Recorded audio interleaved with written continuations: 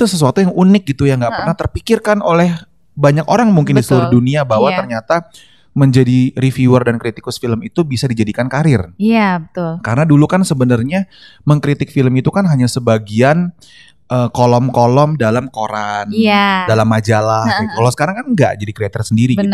Dan ternyata menghasilkan.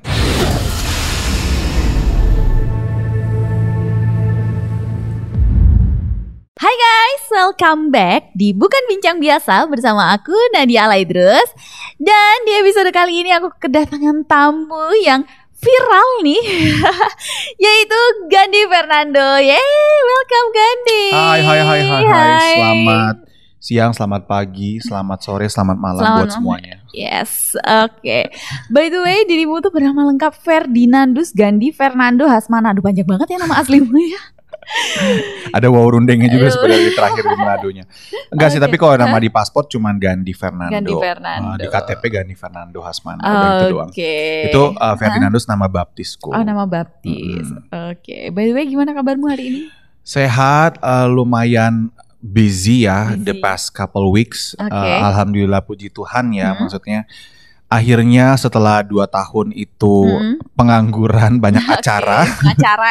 Pengacara gitu. Akhirnya sekarang overload banget sama kerjaan-kerjaan. Dan senangnya adalah jadi content creator. Yes. Padahal dulu kan content creator kan dipikirnya artis gak laku bikin konten. Kalau sekarang malah kebalik gak sih? Kebalik. Gitu. Kalau content creator merajalela gak sih gitu dibandingkan artis-artis TV misalkan. Bener. Makanya sekarang ditawarin FTV. Tunggu bentar, lihat jadwal dulu. Oke. By the way, dirimu adalah seorang aktor, penulis skenario dan produser film berkebangsaan Indonesia ya, tapi darah ya dari nama dan wajah nggak bisa berbohong, India Manado. Iya, aku biasa dibilangnya pria idaman. India Manado. Wow, idaman nggak tuh? Oke. By the way, dirimu itu boleh nggak sih cerita dari awal karir, mungkin dari kamu sebelum jadi content creator sampai sekarang akhirnya jadi content creator yang cukup sukses nih sebagai reviewer film. Gimana nih ceritanya? Aku tuh udah berkarir di dunia hiburan tuh udah 22 tahun. Wow. Dari umur 10 tahun aku udah ikutan lomba-lomba modeling di mana-mana. Dulu inget banget yang paling pertama adalah lomba modeling majalah Kartini di Bandung. Itu kategorinya banyak dan kategori aku adalah kategori umur belasan kalau gak salah, aku lupa umuran 10-an tahun gitulah. Aku juara 3 dari 3 peserta di kategori itu. Paling akhir dong. Tapi lumayan dapet duit kok gitu. Iya. Terus habis itu ikutan cover boy, top guest di Aneka Yes, keren beken lah, apa segala macam, semua ikut casting sana sini. Bahkan aku pernah jadi figuran juga di sinetron. Aku benar-benar mulai banget dari bawah di mana datang jam 6 pagi, pulang jam 6 pagi, cuma dibayar. Belum ada sosial media. Jadi figuran cuma dibayar 35.000. Pernah juga sering bahkan dulu ya awal-awal karir tahun-tahun 2002, 2003. Masih umur 12-13 tahun pernah. Sampai akhirnya aku ambil kelas actingnya almarhum Didi Petet. Di Look Modeling School and Acting School waktu itu. Terus akhirnya jadi mulai dapat peran-peran kecil. Pernah main di sinetron Cincin sama Chelsea Olivia, pernah main Cinta SMU sama Nabila Syakib, kalau gak salah, aku lupa udah lama banget. Sampai akhirnya pas udah lulus SMA, aku mau sekolah film, mau sekolah acting di Amerika. Terus papa bilang ambil filmmaking aja dulu, biar udah belajar acting, belajar juga behind the scene-nya. Betul. Sampai di LA, aku sekolah di New York Film Academy, aku ngambil filmmaking. Tapi abis 2 tahun aku transfer ke UCLA. Aku ngambil double major juga, which is acting sama producing, tapi lebih ke apa sih namanya, business and management of entertainment. Sama ngambil workshop acting selama 4 tahun di sana. Terus casting, cari agent segala macam. Jadi benar-benar belajar tentang industri Hollywood dulu di sana gimana. Pulang ke Jakarta tahun 2012, main sinetron dangdut waktu itu, langsung jadi pemeran pembantu utama yang jahat. Di situ aku ketemu beberapa sahabat-sahabat sampai sekarang. Baru setelah itu main sinetron FTV, mulai jadi pemeran utama. Sampai akhirnya suatu hari papaku menawarkan, kamu mau gak bikin film sendiri? Kamu yang produce, kamu yang main, kamu yang nulis. Oh mau banget, gue bilang. Bokap sama beberapa partner-partnernya ngedanain film, jadilah film, jadi PH Rene Pictures. Film pertama gue adalah The Right One. Itu film pertama bersama Tara Basro dan itu pertama kali kita berdua jadi pemeran utama. Terus film kedua Pizza Man sama Yuki Kato, Joanna Alexandra dan Karina Nadila dan banyak lagi pemain. Lanjut ke Tuyul sama Dinda Kanya Dewi, lanjut ke Midnight Show sama Acha Septriasa, Ratu Felicia Ganindra Bimo. Lanjut ke Mantan sama Luna Maya, Ayudhya Bing Slamet dan yang lainnya. Lanjut ke Dongeng Mistis dan sekarang setelah jeda beberapa tahun akan merilis film baru, tapi filmnya udah syuting sebelum pandemi sih. Oh, udah lama ya? Judulnya Zodiak Apa Bintangmu, yang lumayan tertunda nih karena pandemi. Dan pemainnya ada Angie Storia, ada gue, ada Junior Lim, ada Karina Nadila, ada Derby Romero, Ganindra Bimo dan yang lainnya. Ntar akan tayang di salah satu streaming service di Indonesia yang belum bisa gue announce. Cuman setelah itu gue ditanya nih kemarin sama beberapa produser, mau bikin film lagi nggak? Gue bilang nanti dulu deh Pak, gue lagi sangat enjoy sama karir gue menjadi movie reviewer dan content creator di TikTok untuk spesialis film gitu.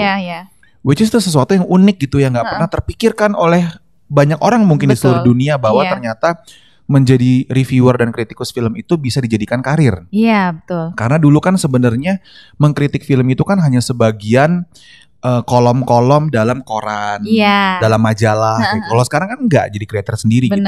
Dan ternyata menghasilkan. Tapi kamu padat banget gak tuh keseharianmu itu kalau sebagai reviewer film? Sekarang padat banget. Padat banget ya. Nat gue itu sampai pernah nonton jam 3 pagi, jam setengah 4 karena di hire sama salah satu streaming untuk review itu gitu. Harus nge-review dan mata gue begini. Udah ngantuk.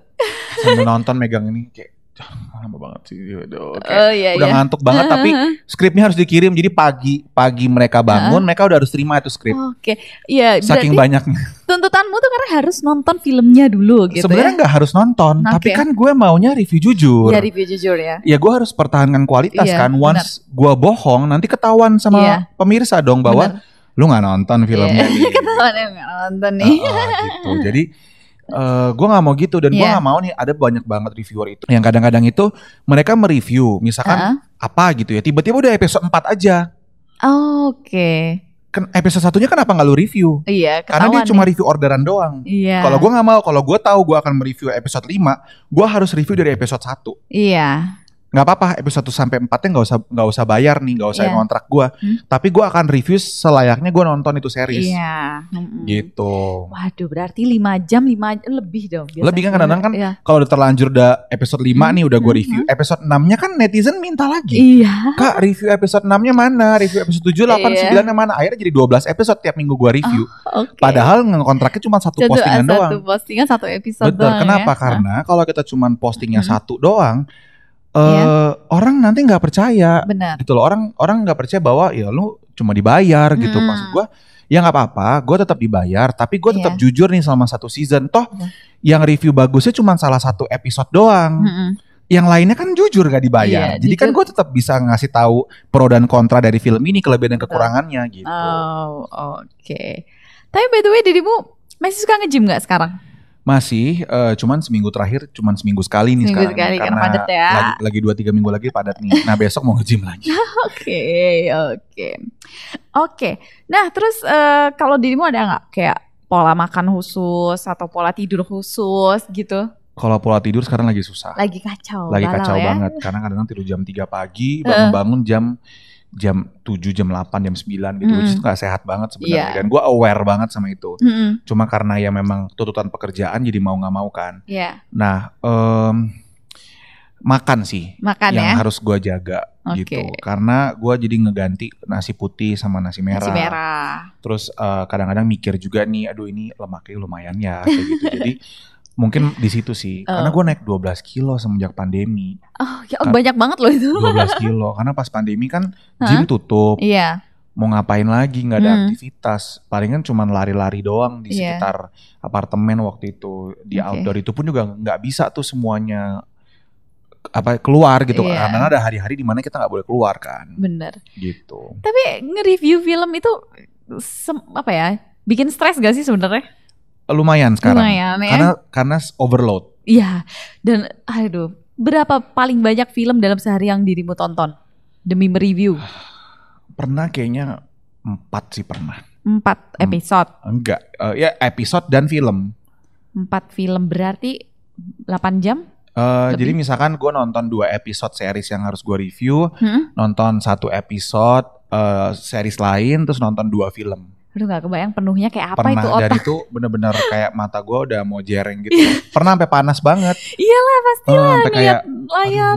Udah nggak kuat gitu. Iya. Dan jatuhnya itu udah kerja. Iya bener. Udah kerja. Orang kadang ngomong kayak enak banget sih lu kerjanya nonton.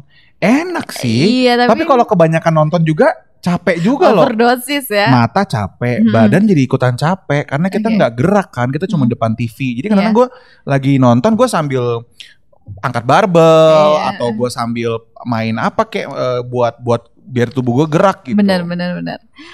Tapi berarti memang paling enggak dirimu enjoy lah ya menjalani karena film adalah passionmu nggak sih? Betul. Karena juga gue sekolah film dan gue pengen jadi aktor, pengen jadi filmmaker dan sekarang tiba-tiba bisa mengomentari film-film ya itu benar-benar what a dream come true sih. Benar. Nggak expect bakal seperti ini dan ternyata yang nonton banyak banget. Dulu gue malu banget loh jujur aja. Mau nge-review film? Iya malu. Kenapa? Karena gue udah jadi produser film, udah jadi aktor film, tiba-tiba gue nge-review film orang lain. Terus banyak banget komentar-komentar netizen yang negatif, yang ngomong kayak lo nggak ada kegiatan lainnya. Oh artis nggak laku. Ini. Which is sebenarnya kinda true actually karena pas itu kan memang lagi gak ada kerjaan kan, pas lagi pandemi ini kan memang yang gak laku gue gitu loh. Gak ada kerjaan, gak ada job, gak ada apa, gak ada syutingan, memang lagi gak ada syuting juga gitu. Jadi ya mau gak mau ya gue ngelakuin sesuatu. Tapi ternyata kesini-sini ternyata apa yang dulu gue malu malah jadi menghasilkan. Benar. Dan malah dicari gitu. Dan orang bilang, bahkan sekarang komentar negatif kayak lu gak ada kegiatan lain, nge-review film doang kerjaannya dan saat gak laku. Dan itu sempat gue minder ya, dan gue pernah nih datang ke premiere film di CGV waktu itu, film Korea waktu itu. Terus gue keluar nih dari bioskop mau beli kopi di CGV Kitchen waktu itu. Terus tiba-tiba adalah salah satu petinggi CGV gitu. Gan, kamu ngapain? Mau ngapain? Beli kopi? Nggak usah. Masuk. Nanti ibu yang beli. Saya yang beli. Nanti saya. Dia panggil lah waktu itu si orang ininya, suruh bikinin buat Gandhi. Duduk di mana tadi antar. Terus gue bilang gini, humbly, aduh nggak usah bu, siapalah saya. Emang saya Reza Rahadian, emang saya Raline Shah. Gue bilang, gue sebut lah waktu beberapa artis besar gitu. Tiba-tiba si ibu orang CGV ini ngomong gini, hey, kamu memang bukan Reza Rahadian atau artis itulah di film, tapi penonton kamu di TikTok itu jauh lebih banyak dibandingkan mereka. Benar. Yang bisa menghasilkan besar banget untuk bioskop-bioskop dan PH-PH. Gitu, tiba-tiba datanglah salah satu orang ini juga, orang bioskopnya. Iya Beb katanya. Lu jauh lah dari segi viewers, dari segi influence film gini-gini. Terus gue kayak, oh my god, ternyata gue seberpengaruh itu ya buat sebuah film gitu. Sampai mereka tuh menyambut gue dan mereka malah kayak, udah lu gak usah pusing, udah lu tamu kita akan provide lu apa yang lu mau gitu. Gue jadi merasa Tapi gini loh Gandhi, jujur ya, mungkin tadi aku juga udah bilang sih, previewer film di TikTok yang masuk FYP ku tuh banyak. Tapi dirimu tuh bikin aku seneng nonton dari awal video sampai akhir itu karena kamu sekolah film dan kamu menjelaskan secara keilmuan. Jadi gak cuma secara subjektifnya kamu suka atau enggak nih film, ngerti gak sih? Jadi kayak ya itu ada ilmunya bahwa film tuh harus ada ininya, itunya, ngerti gak? Kayak kalau gue kayak mau diagnosis penyakit itu harus ada gejala A, B, C, D, E gitu. Nah dirimu tuh ada itunya, ngerti gak sih? Jadi kayak iya bener gitu, ini secara keilmuan. Dan makanya kenapa menurutku itu berpengaruh sama viewers kamu yang melejit. Terus juga dan suaramu itu, videomu tuh sangat berpengaruh terhadap suatu film. Kalau lu review bagus, orang berpenasaran buat nonton. Dan kalau reviewnya jelek, orang jadi malas nonton. Jadi malas nonton atau malah jadi penasaran. Emang sejelek apa sih? Sejelek apa bener-bener. Sejelek apa gitu. Ya Bersyukur sih, itu benar-benar gak direncanakan sama sekali sih. Cuman keluar dengan sendirinya aja. Masa tapi gue tulis dulu skripnya. Cuman ya apa yang ada di otak gue limpahkan aja. Cuma gue takut Nat. Iya sih, pasti. Gue takut punya musuh dalam industri. Kayak contoh nih kemarin, gue review Pengabdi Setan 2, itu yang nonton 6,5 juta. Oke. Dan itu kalimat pertama gue adalah kecewa. Gue kecewa banget sama film ini. Kenapa kalimat pertama gue adalah itu? Karena gue tahu fansnya Pengabdi Setan banyak. Oke. Dan bagaimana caranya supaya penonton banyak, lu harus punya clickbait. Clickbait 3 detik pertama yang bikin mereka stay. Gitu. Loh, kenapa sih Gani kecewa? Orang filmnya bagus kok. Gitu. Nah, banyak yang gak nonton sampai habis. Iya, jadi cuma di awal doang kecewa. Di awal doang, padahal review gue bagus filmnya, tapi gue kecewa karena filmnya tidak sebagus film Pengabdi Setan pertama. Bukan berarti film keduanya jelek. Betul. Gitu. Nah, gue ketemu sama produser film di salah satu premier. Di hari H gue posting itu, Gandhi, kamu kenapa jelek-jelekin Joko Anwar sama filmnya? Hah? Lu nonton gak videonya sampai akhir? Gue nanya, mas nonton gak filmnya? Saya review saya 82/100 loh filmnya. 82/100 tuh gede loh kayak gitu. Iya. Oh iya, aku tadi cuma ngeliat awal-awalnya aja. Iya, salah lu. Ya ampun, produser film cuma nonton clickbaitnya doang. Harusnya you know better lah dalam industri film, industri media. Masa lu cuma nonton clickbaitnya doang? Iya, itu kan udah biasa. Makanya, kayak gitu. Nah, kadang-kadang netizen suka udah keburu tersulut nih untuk kayak, wah apa nih gitu. Padahal sebenarnya ya, it's just part of gimana 3 detik, 5 detik pertama itu orang stay supaya yang nonton banyak. Oke. Gitu. Jadi selama ini banyak ya, akhirnya setelah kamu mereview film ini, PH yang mengajak kamu kerjasama dalam hal mereview film? Banyak. Oke. Sekarang puji Tuhan banyak. Kalau dulu di kontak untuk main FTV misalnya gitu, kalau sekarang nih kontaknya rate cut buat nge-review berapa? lebih besar mana? Buat nge-review. Jujur aja ya, sebenarnya enggak sih, lebih gede syuting FTV sebenarnya. Tapi syutingnya kan 3 hari sampai 5 hari. Itu cara ngitungnya gitu. Nah, tapi kan ini kan kerjanya cuman sebentar berapa jam doang. Dan itu di rumah ber-AC, di kaca, nggak perlu make upan, tinggal pakai ring light doang, terus nulis skrip, udah dapetnya ya setengahnya dari budget FTV tersebut. Jadi lu mendirect diri lo sendiri, terserah gue mau gimana, terserah gue mau pakai baju apa nggak mau kan? panas-panasan, nggak panas-panasan di lokasi, nggak nunggu berjam-jam, nggak wasting time, betul. Terus mau terserah, nggak pulang pagi, gue masih lapar nanti aja deh, habis makan ya. Jadi sebenarnya sometimes we have to work smart, betul. instead of working hard. Iya benar. Gitu. Makanya sekarang teman-teman gue ngomong begini, ada teman gue artis FTV juga. Tapi sahabat gue lagi main badminton, tiba-tiba dia nyinyir nih, tapi nyinyir bercanda sih, gue tahu. Iyalah, lo kan sekarang nge-review karena lo udah gak laku main FTV, gak ada yang nawarin lo. Terus gue bilang aja ke dia gini, lo tahu nggak budget gue berapa buat nge-review series lo? Iya. Gue bilang gitu. Lo syuting 1 bulan itu budgetnya sama gue nge-review 5 episode lo, gue bilang. Gue cuma butuh waktu beberapa menit untuk bikin video. Gitu. Lo harus sebulan untuk lo di lokasi syuting tuh. Udah gitu acting lo gue komentarin lagi. Udah bagus gue bilang oke acting lo. Kalau gue bilang jelek, tuh gue dibayar lagi dan lo enggak. Gitu. Tapi apa ya, maksudnya kamu pernah nggak dalam posisi ini film jelek misalnya ya, tapi yang bikin temen gue gimana ya, dilema gitu. Lah itu kemarin lah mendadak darurat. Oh oke. Gue review sutradaranya Panji. Iya. Pemainnya Luna Maya. Itu udah pernah bikin film sama Luna. Reza Radian juga temen gue. Siapa lagi sih, Marisa Anita. Terus produsernya sepupu gue, Manus Punjabi. Oke. Terus gue sampai minta maaf dulu nih. Iya. Saya gak lebih baik dari kalian. Emang gue gak lebih baik dari mereka juga sih. Tapi dirimu tuh banyak disclaimer ya kok aku lihat. Karena kalau gak disclaimer kesannya kalau gue lebih gitu. Gue gak mau menyinggung mereka. Karena memang faktanya memang gue gak lebih baik dari mereka juga. Ya udah, tapi gue sempat ketemu tuh sama Reza beberapa hari lalu. Terus gue udah heads up dulu, Za, besok review lu kurang bagus nih Za, gitu. Mohon maaf di awal ya gitu. Dia bilang, nggak apa-apa, santai aja lagi gitu. Review aja gitu. Ya udah akhirnya.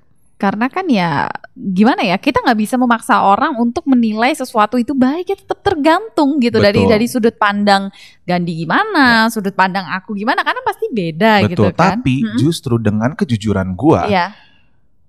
Dan otentisitas gue. Seringkali kalau misalkan gue dipanggil sama produser atau sama sutradara ditanyain, yang dicari perspektif gue. Karena orang lain itu mau ngejilat pantatnya si sutradara dan produser ini supaya bisa dapat project. Kalau gue enggak. Ya kalau gue bilang bagus, kalau gue bilang jelek. Nah seringkali kayak, weh Gandhi nih, gue pengen denger nih dari lu nih, menurut lu gimana? Kayak kemarin ketemu sama Pak Sunil buat Nokta Merah Perkawinan. Dia nanya, bener gak nih bagus filmnya? Ntar lu cuma peres-peres di depan gue. Gue bilang, Pak, kalau film Bapak jelek, saya udah kabur dari premier ini. Saya gak bakal ketemu sama Bapak. Gue udah ngumpet, terus gue pulang. Gue cuma akan WhatsApp dia, congrats ya Pak, semoga booming. Gue cuma akan ngechat lu gitu. Kalau gue ngechat lu gitu, berarti itu artinya filmnya jelek. Tapi kalau gue tuh selesai film dan gue nunggu di premier tersebut dan ngobrol sama lo, berarti sebenarnya gue otentik dengan bilang bahwa film itu bagus. Gitu. Terus tapi ada gak Kak PH yang filmnya tuh jelek, tapi dia karena udah bayar, terus lo terpaksa harus bilang, aduh gimana, gue dilema, udah dibayar tapi filmnya kurang. Pernah. Gitu. Tapi bukan sama PH, sama streaming. Sama streaming. Dan gue mau balikin duitnya waktu itu. Sampai gue bilang, karena gue ngasih reviewnya itu apa yang baik dan apa yang buruk. Kebanyakan yang buruk sih. Terus habis itu gue kirim draft kontennya, draft skripnya, dan mereka nggak terima. Mereka bilang nggak bisa karena kita bayar, jadi harus review bagus. Gue bales aja ke agensinya, bilangin filmnya jelek. Gue bilang atau gue balikin aja duitnya, nggak apa-apa daripada kredibilitas gue yang hilang gitu. Akhirnya mereka bilang mereka nggak mau di refund, mereka maunya kamu yang review. Gimana ya, gue bilang, gue kalau nggak dari hati, muka gue kelihatan. Gue bilang gitu. Ya udah gini deh, kebetulan karena si pemain utamanya cakep, badannya bagus, dan telanjang dada terus. Pamer gitu ya. Nah terstrap kan, boleh nggak itu aja yang gue angkat? Gitu. Oh gitu. Coba kirimin draft skripnya. Gue kirimin draft skripnya. Gue ngomong clickbaitnya gini. Kalau kalian cari series yang bikin kalian becek sampai tumpe-tumpe, kalian harus nonton series ini. Dan itu 800.000 yang nonton, cuy, 800.000. Terus isinya semuanya, iya dia telanjang dada, sumpah gini-gini. Dalam hati gue, ya udah untung aja. Yang penting engagementnya tinggi kan. Akhirnya dikontrak lagi, dikontrak lagi untuk series baru. Untungnya seriesnya bagus. Jadi gue yang kayak, thank God. Iya. Gitu. Karena kalau iyalah, karena lu nggak mau juga kan ya review nggak sesuai, karena itu akan berpengaruh sama kualitas lu gitu. Betul. Kan. Jadi kayak ya ntar lu bilangnya bagus, ternyata pas orang nonton kok jelek gitu. Sekarang akhirnya gue dapat sponsor, di mana kalau misalkan ada review yang filmnya kurang bagus dan PH-nya itu nggak kerja sama gue.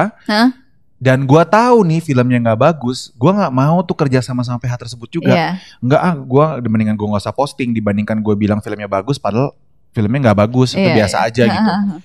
Jadi sekarang gue dapat sponsor yang mau membayar gue untuk mereview film tersebut, tapi harus selipin produk mereka di tengah-tengah review tersebut, dan gue boleh review jujur, mau review bagus, mau review jelek, suka-suka hati gue. Pokoknya mereka nggak peduli sama isi konten reviewnya, yang penting mereka itu produknya ada di video tersebut. Karena mereka kan nggak berpengaruh sama filmnya, karena kan mereka wadahnya kan. Betul, yang penting viewsnya, yang penting engagementnya, dan orang nonton produk mereka diiklankan.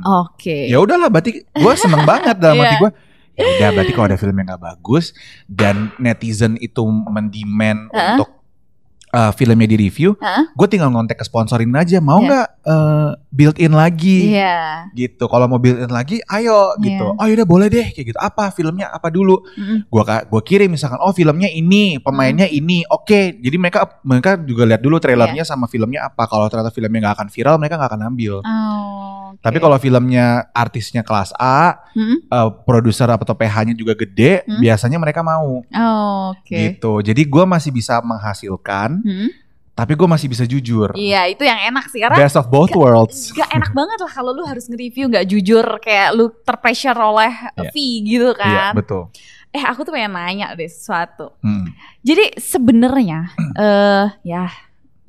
director gitu ya, si penulis naskah gitu ya, Kalau misalnya ada adegan yang berhubungan sama medis, mereka nanya nggak sih sama orang medisnya? Tergantung produser dan PH-nya. Oke. Karena jujur ya, gue juga sempat mereview salah satu film, tapi gue mereview dari sisi kesehatan. Film apa nih? Aduh, nanti di beep gitu aja. Jujur gue lupa judulnya. Yang main? Laudia Cynthia Bella. Oke. Laudia Cynthia Bella. Apa sih judulnya? Dia sakit. Meninggal. Di film itu dia meninggal. Aduh, film apa ya? Banyak banget film ini. Sama Relinsya. Bukan. Aduh lupa deh gue. Pokoknya dia main di Surga yang Tak Dirindukan. That's it. Di film itu ada satu scene. Ya nanti dimunculin boleh kali ya. Boleh. Di scene ini dia itu melakukan yang namanya CPR. Kejut jantung deh. Iya, kejut jantung. Yang gue ketawa di situ ada bajunya. Harusnya dibuka kan? Harusnya dibuka. Iya. Nah, tapi karena di situ si talentnya nggak memungkinkan, kenapa adegan itu nggak dihilangin aja? Karena itu justru funny gitu di mata kita ya, ngerti nggak sih? Sebenarnya seharusnya bisa ada triknya. Wah, dia bisa close up aja. Jadi leher ke atas. Sama close up si dokternya yang kejutin. Tapi misalkan gini, close up wajah, and then si Laudia Cynthia Bella bisa gini. Iya, jadi si tampilan bajunya nggak dimasukin kan? Terus ada suaranya, jadi kayak tahu kan suara efek nadi itu gitu, jantung gitu bisa gitu.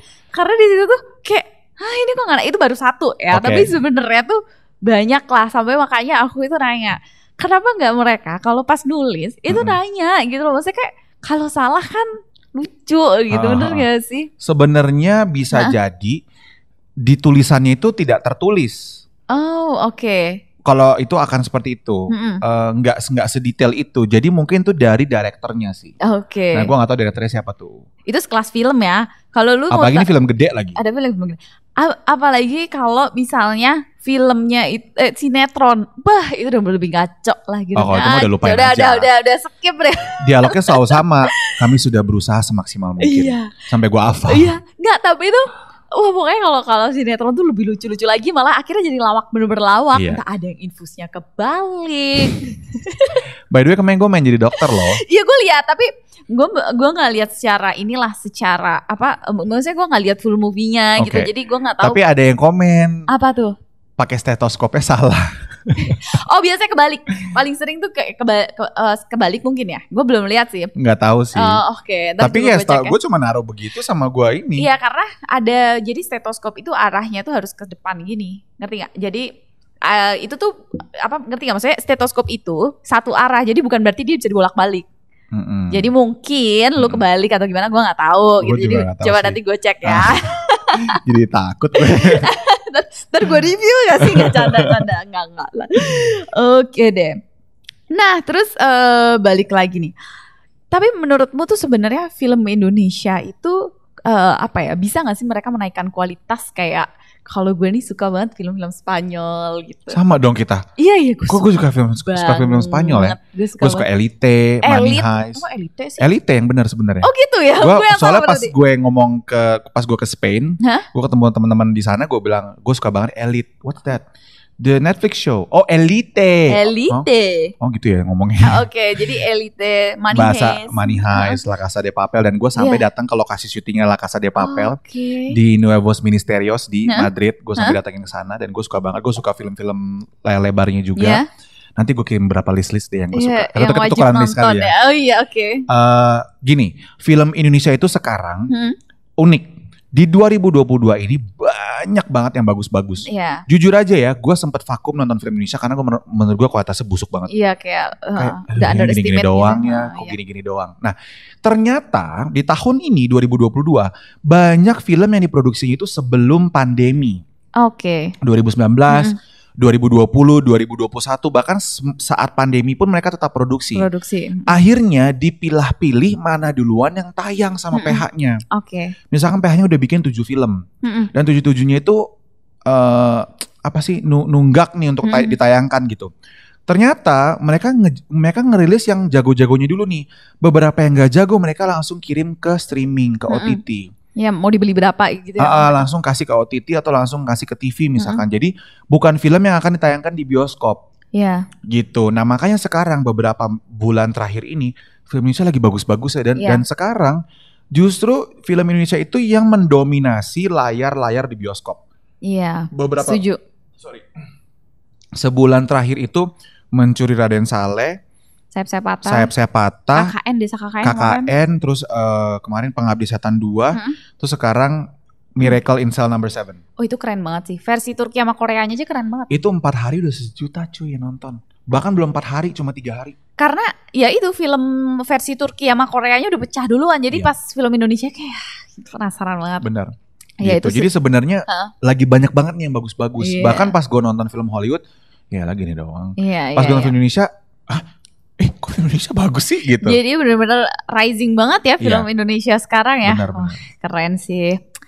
Nah tapi kamu gimana sih selama ini menanggapi komen-komen negatif nih? Kan aku tahu nih dari Instastory kamu nih kayak, aduh ini pedes banget sih nih mulut netizen ini. Banyak sebenarnya lagi pedes. Banyak banget. Tapi kadang-kadang yang pedes banget itu nggak bisa diposting di story. Jadi langsung aku blok aja. Iya itu gitu. Cara terbaik ya. Sekarang sih udah mulai terbiasa ya, karena bertahun-tahun udah banyak banget komentar negatif, apalagi pas zaman-zaman pageant dulu tuh lebih parah lagi. Sekarang masih mending, sekarang itu lebih ke opini aku sih yang tidak disetujui sama netizen. Kalau dulu udah nyerang pribadi, gitu. Itu apa iya mungkin nggak dia itu dari fans fanatik si pemain filmnya gitu loh, yang dia nggak mau di review jelek filmnya sama dirimu? Bisa juga. Iya kan? Tapi ngomongin soal bully ya, actually this affected my mental health loh. Gue pernah berapa kali mau bunuh diri loh. Serius? Gara-gara komentar netizen. Gitu. Tapi ini pas zaman-zamannya pageant ya, pas zaman-zamannya Mister Indonesia, Mister Supranasional. Makanya pas lo mau bahas itu gue bilang nggak usah. Ntar pasti komentar-komentar lo isinya negatif semua. Karena pas kemarin si Afdal Yusman bikin podcast sama gue dan kita bahas itu komentar-komentarnya dia jijik banget gitu loh. Kayak enggak banget lah gitu. Nah sekarang karena lebih positif ke film, I prefer for your YouTube isinya komentar positif. Tapi gitu. Maksudnya mereka ngebulinya kenapa gitu? Ini yang pas kapan? Yang pas dirimu dibully pageant itu? Jadi dulu tuh ada account yang nggak suka sama gua. Terus itu akun gosip gitulah, akun gosip pageant gitu. Terus dia sering hate comment, and then sampai dia bales gitu, dia bilang, gue nggak mau dukung lo buat jadi Mister Supranasional di Indonesia. Gue balasnya gini, ya udah, kalau lo nggak mau dukung, gue nggak butuh dukungan lo. Iya benar. Itu di capture, terus di kolom komentarnya ditulis, di kolom caption ditulis, oh Gandhi tidak butuh dukungan kita. Jadi? Padahal gue nggak butuh dukungan lo. Bukan gak butuh dukungan kalian. Betul. There's a difference. Gue gak butuh dukungan lo sama gue gak butuh dukungan semua orang. Nah itu kata-kata gue tuh dipelintir-pelintir. Dari situ jadi banyak banget haters tuh. Ngebully gue akhirnya jadi ranah-ranah pribadi semua. Sampai pernah ada account yang bikin tulisan nama username-nya terus nge-DM nyokap gue di Instagram. Dia bilang kalau tante, ibu anaknya itu bencong, mau potong, mau jadi gitu. Terus gue kayak udahlah parah banget lah. Iya gitu. Ampun jahat banget sih mulut netizen. Ampun. Tapi itu udah lewat lah. Iya itu tahun berapa? Sampai sekarang juga masih. Kalau misalkan lagi ngebahas Mister Supranasional. Jadi gue tahun 2018 kan, sekarang udah tahun 2022. Udah ada nih Mister Supra berikutnya. Tetap aja isi kolom komentarnya gue. Ya capek ya mereka. Makanya nggak ada kerjaan. Nggak ada kerjaan gitu. Bahkan kadang-kadang nge-tag. Sekarang kan kalau di Instagram gue nggak bisa mention. Jadi kalau misalkan nggak gue follow back, nggak bisa mention gue. Iya. Makanya gue malas banget main Instagram sekarang. Itu nggak masalah kok. Lu tuh boleh. Lu mau nge-mute orang, mau ngeblok orang, lu mau itu tuh semua for your mental health juga kan. Bahkan ada yang komen gini. Gila ya, gue di blok sama dia gara-gara. Padahal gue nggak komentar di akunnya dia. Gue komentar di account orang. Ya tetap aja. Ya tetap aja lu ngejelek-jelekin gue. Iya. Ya udah gue blok juga lah di account orang kalau sampai gue kebaca ya. Bahkan pernah ada yang ngepost gue Jadi gue tuh ada tumor jinak di payudara kanan gue ini. Pas gue lagi kompetisi waktu itu. Jadi chest gue tuh lumayan bengkak. Iya. Nah, pas gue jalan di atas panggung di tahun 2018 itu, tetek gue tuh agak naik. Yang apalagi yang satu yang sebelah kanan. Itu ginekomasti bukan? Iya, kayak semacam gino gitu. Naik turun gitu. Terus itu di capture dan itu diposting sampai sekarang masih diposting sampai 500 ribu gitu. Dan disamaratakan sama Pia Wurtzbach pas di Miss Universe yang payudaranya naik turun kayak gitu. Terus dibilang, oh ya ini kita juga punya kok perwakilan Indonesia seperti Pia Wurtzbach. Terus kayak wajah gue lagi jalan sebelahnya bisa Pia Wurtzbach, tetenya sama-sama lagi ngondoy naik turun. Which is punya gue juga nggak separah itu.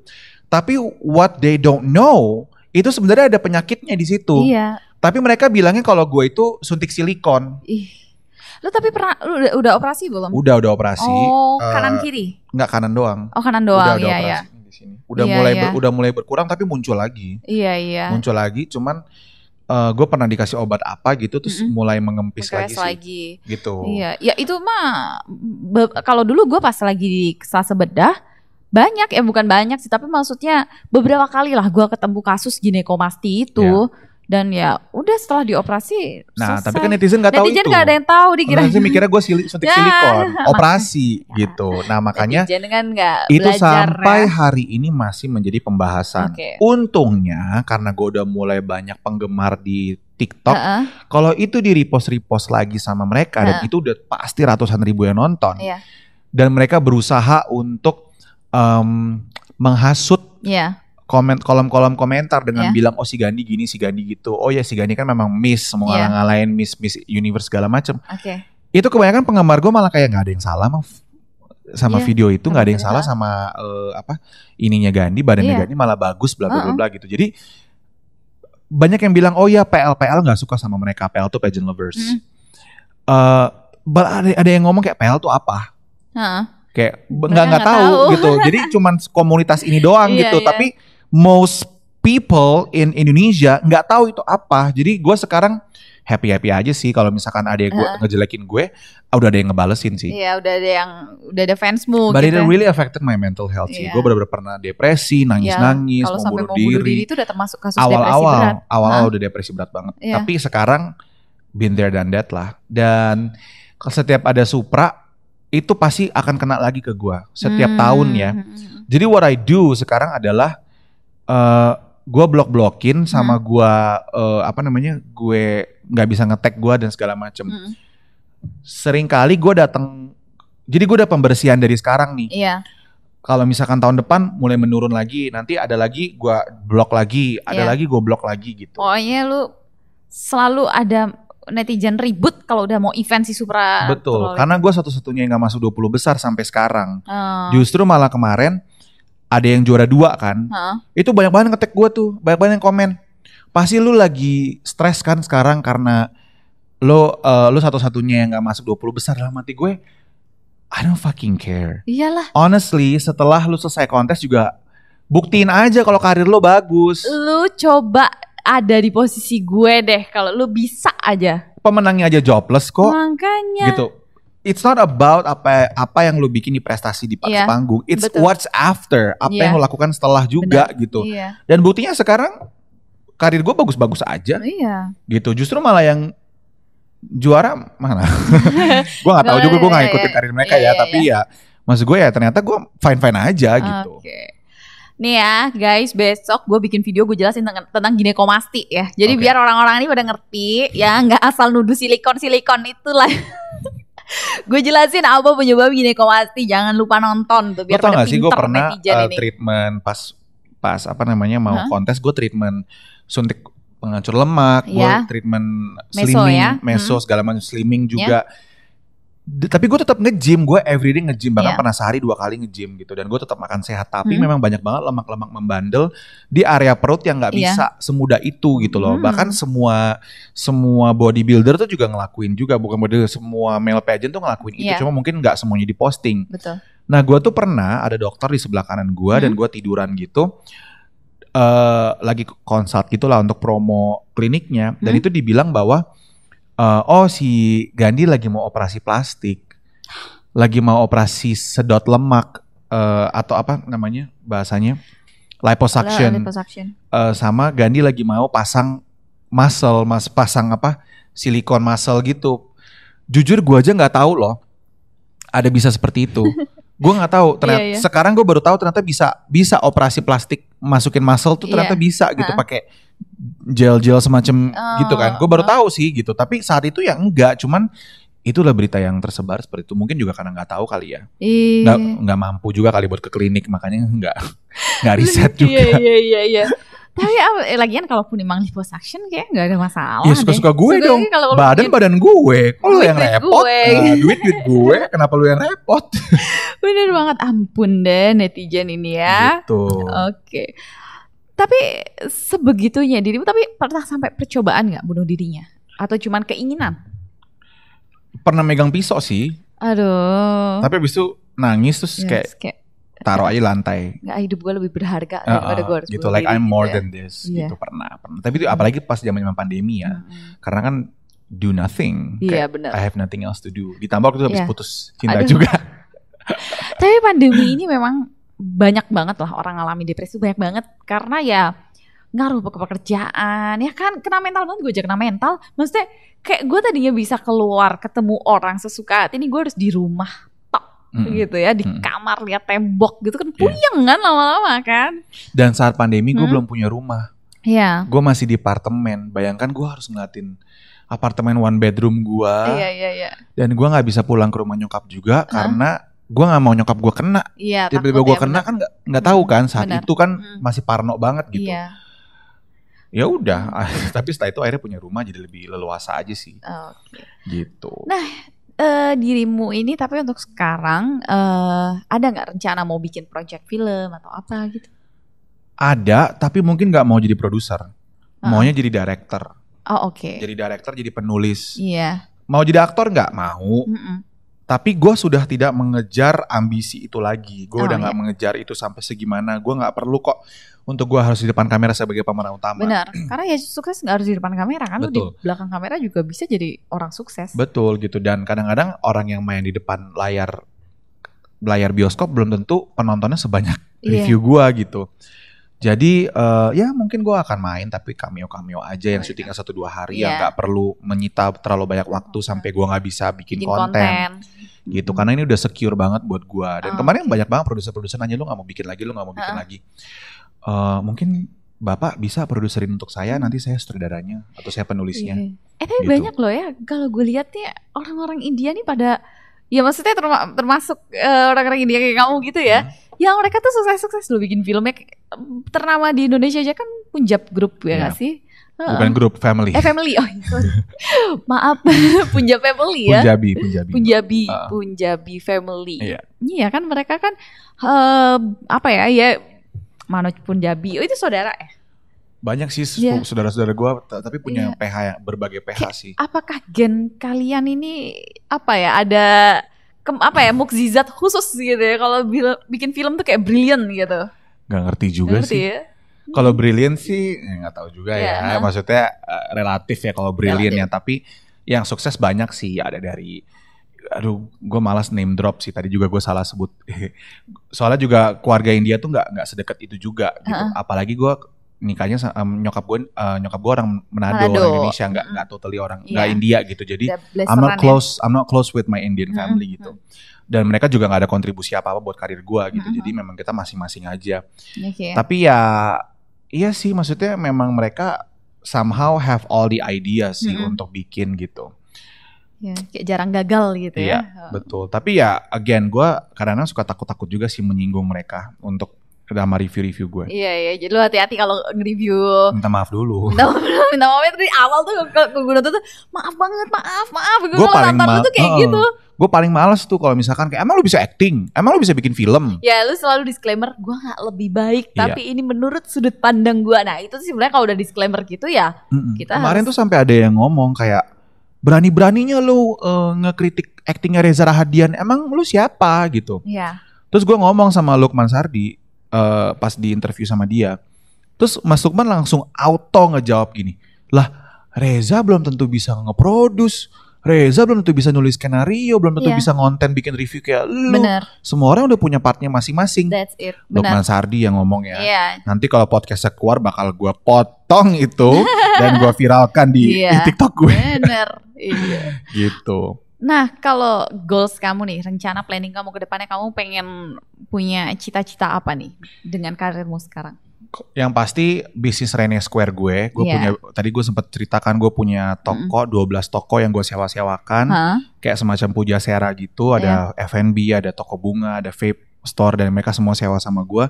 Gue mau bikin at least 5-10 ke depannya, which is di berbagai kota. Itu satu bisnis, karena itu lebih konsisten kan. Yang passive income gitu ya. Passive income. Nah terus yang kedua, pengen bikin kos-kosan juga sih, tapi mungkin kos-kosan yang lebih up ya, gitu. Eksklusif gitu eksklusif, tapi karena bokap punya banyak land yang pengen gue budidayakan gitu. Nah ketiga, gue pengen semakin banyak melahirkan karya film juga sih. Cuman mungkin nggak jadi produser, lebih tapi tetap di balik layar, jadi mungkin jadi director apa jadi mungkin kalau nggak direct jadi penulis skenario. Mungkin lebih ke arah sana, sama tetap konten review gue tetap jalan sih. Cita-cita gue. Siapa tahu dirimu nanti punya PH besar gitu kan. Kalau PH kan pernah punya. Oh iya ya. Itu capek sih. Capek ya. Gak mau lagi. Trauma aku punya PH itu. Persaingannya ini ya. Persaingannya enggak sih. Nanti kalau misalkan gue punya PH, nanti produser-produser gak mau hire gue jadi review film. Karena kan gini, jadi misalkan kayak lu ngerasa kayak nanti PH dia doang yang dibilang bagus. Nah misalkan gini, lu punya PH, gue punya PH. Sekarang lu hire gue jadi reviewer filmnya Nadia. Tapi tiba-tiba gue bikin film juga, terus filmnya Nadia yang berikutnya sama film gue tayangnya berbarengan. Iya, jadi kayak nggak paham. Kompetitor kok nge-review film orang lain gitu. Mendingan gue nggak usah deh. Ya, jadi lu fokus sebagai kritikus film aja ya. Cita-cita gue sih kalau sampai suatu hari kejadian, kemarin hampir gue diundang ke salah satu premier film Hollywood, tapi nggak deal. Nggak apa-apa, belum rezeki. Tapi udah ada nih discussionnya nih bahwa Gandhi dikonsider untuk diterbangkan ke luar negeri untuk menghadiri salah satu premier film besar. Wow. Gitu. Tapi gue nggak mau sebut namanya karena ya nggak deal. Kalau negaranya mana boleh nggak disebut? Kemarin ke Singapura sih. Singapura dulu yang dekat. Cuman gue pengen suatu hari diundang ke premier film Marvel sih. Ikut dong kalau lu. Boleh ya. Tapi ntar suami lu marah lagi. Malah. Nggak, suami lu juga ikut lah. Oh iya, ikut ya. Gitu. Terus bisa jalan di red carpet sama I don't know, like Scarlett Johansson, Chris Evans, gak nolak sih. Sama bintang-bintang Marvel misalkan, atau bintang-bintang Disney. Dulu gue pernah ke premier film pas kuliah di LA. Ketemu Zac Efron, ketemu Dave Franco, ketemu Ashton Kutcher, udah pernah lah, Hugh Jackman. Cuman yang sebagai tamu cuma sekali doang pas filmnya Zac Efron, Charlie St. Cloud, masih ada tuh fotonya gue. Tapi gue pengen sebagai tamu, tapi sebagai reviewer apa sebagai public figure. Dimana gue juga difoto di red carpet tersebut. Kayak Agnes Monica kan keren banget kan. Gitu. Kayak Maxime Bouthier nih sekarang sama filmnya dia yang sama George Clooney ini nih mau keluar. Nah, gue pengen sih seperti itu ya. Cita-cita doain aja ya guys. Amin bisa dong. Pokoknya kalau prinsip hidupku tuh, if there's a will, there's a way. Jadi kalau lu punya kemauan tuh pasti ada jalan lah. Betul. Jalannya di red carpet, amin. Film sendiri gitu ya di luar negeri. Gitu. Wah itu keren banget sih. Boleh loh gue jadi cameo-nya. Boleh banget. Cameo gak tuh? Oke deh kalau gitu. Gandhi, thank you so much. Tunggu satu lagi. Apa tuh? Gue tuh mau ada bikin satu seri. Ya, mau ngajuin ke streaming gitu, tapi tentang dokter-dokter. Nah, berarti gue harus konsultasi sama lu nih. Harus kayak lah. Grey's Anatomy gitu, seru gak sih? Itu seru. Tapi versi Indo. Lu pakai aja pemainnya dokter-dokter TikTok tuh. Jadi lu gak akan miss. Jadi lu gak akan mereka bisa acting gak? Coba aja di casting dulu. Coba dulu di casting dulu ya. Iya. Ya bener gitu, gak kepikiran ya. Gini, karena ya gak tahu ya. Maksudnya kalau lu pakai, lu mau bikin Grey's Anatomy versi Indonesia. Padahal gue pernah kalau kasih Grey's Anatomy lo dulu. Keren banget, seru pernah banget. Masuk dalam segala, karena teman gue kerja jadi salah satu asisten sutradaranya. Iya. Gitu, dan itu ternyata gak sebesar yang ada di kamera. Kecil malah sebenarnya, kayak kok kecilnya gitu. Iya, tapi mereka pinter ngesetnya ya. Nah gue pengen tuh bikin, karena gue suka banget Grey's Anatomy. Grey's Anatomy itu udah ada versi Koreanya juga. Oh ya? Gue udah gak lanjut sih semenjak season berapa belas gitu. Gila, saking panjangnya. Gue pengen ngantuk, sampai orangnya udah ganti gitu kan. Gue malah lebih baik ngulang malah. Ngulang berapa season awal tuh gue suka banget. Karena masih greget banget tuh di season awal ya. Iya, jadi ya itu film kalau itu kan full banget kan tentang kesehatan dan mereka itu benar-benar fokus ke kasus dan kasusnya aja. Itu bagi gue yang dokter aja, gue menonton film itu tuh gue seperti belajar. Jadi maksudnya harus apa ya, kalau bisa zero error lah, jangan ada miss-nya tentang kesehatan di situ. Gue ingat banget banyak banget, salah satunya ya. Ada si bapak-bapak tuh nggak tahu season berapa itu meninggal gara-gara dia nggak cegukan. Dia harus cegukan gitu dan dia jadi meninggal. Ada gitu, gue baru tahu gue bisa kayak gitu. Iya, itu filmnya edukasi kesehatan banget dan itu bahkan kasus-kasus yang berat kayak kasus operasi jantung darurat yang di dalam lift. Iya kan? Iya kan, itu kan kayak dalam lift. Iya kan, itu ada yang apa kena apa 2 orang terus kena apa namanya? Apa tuh? Tiang pas kecelakaan terus dua-duanya cara ngambilnya gitu. Itu kan itu bener-bener itu kita aja yang nonton, gue dokter aja gue belajar. Oh iya bener, oh iya ini nama kasusnya ini ya, maksudnya penyakitnya tuh jadi ngerti kan. Jadi buat gue juga tuh belajar, tapi itu emang dan gue pernah ketemu beberapa case-nya pas dulu tinggal di LA. Udah tua gak sih? Dulu kan 10 tahun yang lalu iya. Yang main Dr. Owen Hunt. Gue pernah ketemu sama Alex Karev tapi di supermarket lagi ngantri. Karena lu pas tinggal di sana ya. Lagi ngantri terus tiba-tiba, oh my god, Dr. Owen Hunt. Enggak lah, gak enak. Gue pernah ketemu Colin Farrell di Trader Joe's, gue kayak ngatin, oh my god, Colin Farrell. Tapi gak enak kan, minta foto malu gitu, ya. malu. Kan gue pernah ditolak. Oh gitu. Sama Philip Seymour Hoffman yang udah meninggal, dia main di Hunger Games. Lagi beli milk tea, terus gue bilang, sir, I'm a big fan, can I take a picture with you? No, sorry. Tolak gue. Iya. Gitu. Jadi setelah itu gue trauma. Enggak lagi deh, paling gue haloin aja. Hai, gitu aja. Cukup jadi cerita aja lah ya. Gitu. Kecuali ketemu di event ya. Kalau ketemu di event gue berani. Kadang kan mereka makeup, mereka dandan kan. Tapi kalau ketemu di jalan gue gak berani. Ketemu di supermarket apalagi. Iya. Gitu. Berarti ntar gue ini ya consult sama lu ya. Oh wajib ya. Pokoknya gue nih pesen-pesen nih ya sama teman-teman yang bikin film, kalau ada urusannya sama kesehatan, please banget konsultasi sama orang medisnya langsung gitu ya. Antar temen dokter kek atau siapa kek. Jangan sampai salah karena lucu. Ngerti gak sih? Ya tapi sebenarnya jadi bahan gue juga sih bikin konten TikTok. Jadi dan itu nontonnya banyak, ngerti gak sih? Iya. Kayak film tuh salah gini. Jadi thank you. Oke deh, thank you so much nih Gandhi for today. Panjang ya kita ngobrol. Panjang. Jam lebih. Iya, tapi gak apa-apa, bener-bener banyak banget insight. Bener-bener apa ya, kamu tuh inspiring banget lah, from zero to hero ya kan. Perjuangan kamu tuh keren banget. Dan buat teman-teman jangan lupa nih untuk selalu nontonin talk show ya. Jangan lupa untuk selalu nontonin talk show aku di Bukan Bintang Biasa bersama aku Nadia Alaidrus. And thank you so much. See you at the next video. Dadah.